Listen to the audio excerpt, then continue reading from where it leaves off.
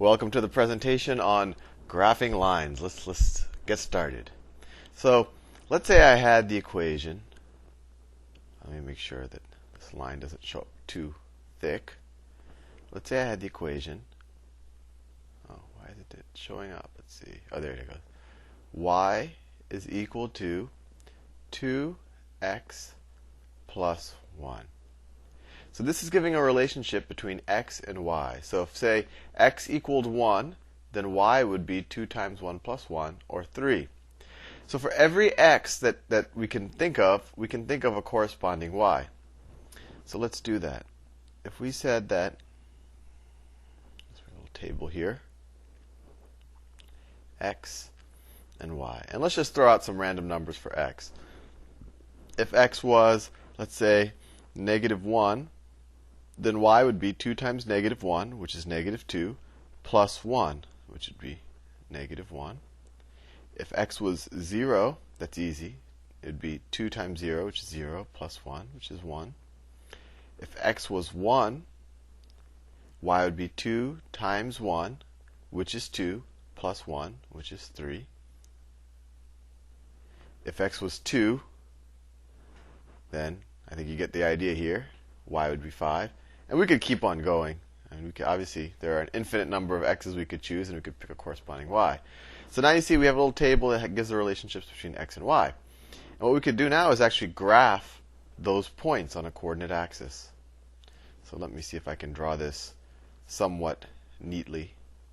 I'll use this line tool so I get straight lines. Okay. That's pretty good.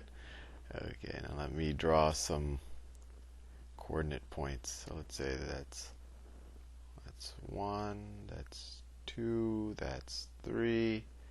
This is -1, -2, -3. So this is the x-axis. If we have 1, 2, 3, and now you can keep going. 1, 2, 3, and this is the y-axis. Y, and this would be 1, 2, 3, and so on. This would be -1. I think you get the idea. So we can graph each of these points. So if we have the point x is -1, y is -1.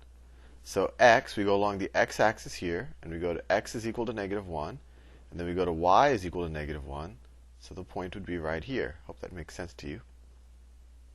That's the point. I'll label it -1, comma, -1. It's a little messy. That says -1, comma, -1. That point I just x'd right there. Let's do another one.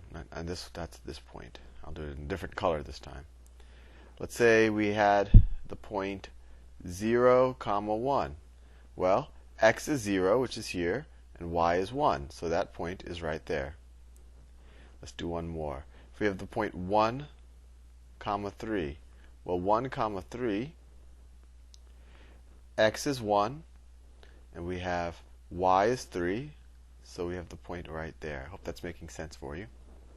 And we could keep graphing them, but I think you see here, and especially if I had drawn this a little bit neater, that these points are forming a line. Let me draw that line in. If I don't, the line looks something like this.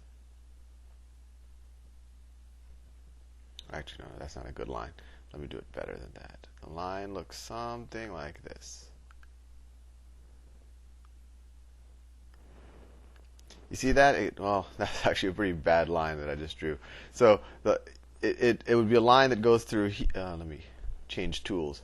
It'd be a line that goes through here, and through here. I don't know if I'm making this clear at all, but let me make these points a little bit. You see the line will go through all of these points, and it'll also go through the point 2, comma, 5, which will be up here someplace. At any point for any x that you can think of, if you had x is equal to 10,380,000,000, the corresponding y will also be on this line. So this pink line, and it keeps going on forever, that represents every possible combination of x's and y's that will satisfy this equation. And of course, x doesn't have to just be whole numbers or integers. X could be x could be pi, 3.14159, in which case it would be someplace here, and then in which case you would have y would be 2 pi plus 1. So every number that x could be, there's a corresponding y. Let's do another one. So if I had the equation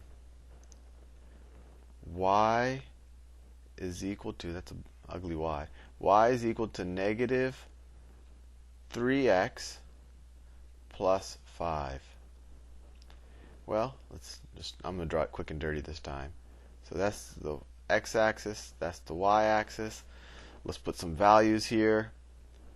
So x and y. So x is, say if x is negative 1, then negative 1 times negative 3 is 3 plus y. It's 8. If x is 0, then y is 5. That's pretty easy. If x is 1, negative 3 times 1 is negative 3. Then y is 2. If x is 2, negative 3 times 2 is negative 6. Then y is 1. Is that right? Negative 6. No, negative 1. Something was wrong there. Right. So let's graph some of these points. So when x is negative 1, and I'm just kind of approximating, when x is negative 1, y is negative 8. So that point will be someplace around here. And there's a whole module on graphing coordinates if you're finding the graphing a coordinate pair to be a little confusing. When x is, oh wait, I just made a mistake. When x is negative 1, y is 8, not negative 8. So ignore this right here. When x is negative 1, y is positive 8. So y would be up here someplace. When x is 0, y is 5. So it'd be here someplace. When x is 1, y is 2. It's like here. When x is 2, y is negative 1. So as you can see, and I've approximated it. If I had graphing paper, if I had a better drawn chart, you could have seen it. It would have been exactly right. But I think this line will do the job. That every point on this that satisfies this equation actually falls on this line. And something interesting here I'll point out. You notice that this line, it slopes downwards. It goes from the top left to the bottom right, while the line we had drawn before had gone from the bottom left to the top right. Is there anything about this equation that seems a little bit different than the last? I'll give you a little bit of a hint. This number, the negative 3, or you could say that's the coefficient on x, that determines whether the line slopes upward, whether the line slopes downward, and it tells you also how steep the line is, and that actually, negative 3 is a slope, and I'm going to do a whole other module on slope. And this number here is called the y-intercept, and that actually tells you where you're going to intersect the y-axis, and it turns out here that you intersect the axis at 0, 5. Let's do one more real fast. Y is equal to 2, no, we already did 2x. Y is equal to 1/2 x plus 2. So, real fast. X, y, let's say. And you only need 2 points for a line, really. So you could just say, let's say x equals 0. That's easy. Y equals 2. And if x equals 2, then y equals 3. So, before when we were doing 3 and 4 points, that was just to kind of show you, but you really just need 2 points for a line. So 0, 1, 2. So that's on there. And then 1, 2, 3. So it's there. So the line is going to look something like this. So notice here, once again, we're upward sloping, and that's because this 1/2 is positive, but we're not sloping, we're not moving up as quickly as when we had y equals 2x. Y equals 2x looked something like this. It was sloping up much, much, much faster. I hope I'm not confusing you. And then the y-intercept, of course, is at 0, 2, which is right here. So if you ever want to graph a line, it's real easy. You just have to just try out some points, and you can graph it. And now in the next module, I'm going to show you a little bit more about slope and y-intercept, and you won't even have to do this. But this gives you a good intuitive feel of, I think, what a graph of a line is. Hope you have fun.